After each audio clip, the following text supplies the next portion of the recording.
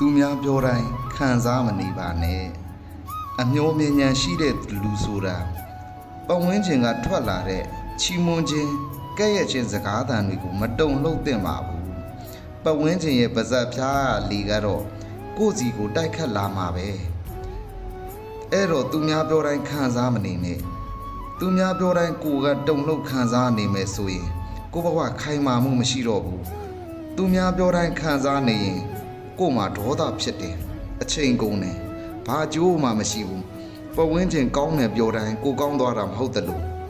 ပတ်ဝန်းကျင်ဆိုးတယ်ပြောတိုင်းလည်းကိုဆိုးသွားတာမှမဟုတ်တာသူထင်တာကသူ့အထင်ပဲလေချီးမွမ်းခြင်းကဲ့ရဲ့ခြင်းကြားမှာမိတ်ဆွေတို့ရဲ့ဘဝမကြရှုံးပါစေနဲ့နှလုံးသွင်းမှန်ပါစေဒီဗီဒီယိုလေးကမိတ်ဆွေတို့အတွက်အကျိုးရှိမယ်ဆိုရင် follow လေးနဲ့ subscribe လေးလုပ်ခဲ့ပေးသွားဖို့တောင်းဆိုပါရစေ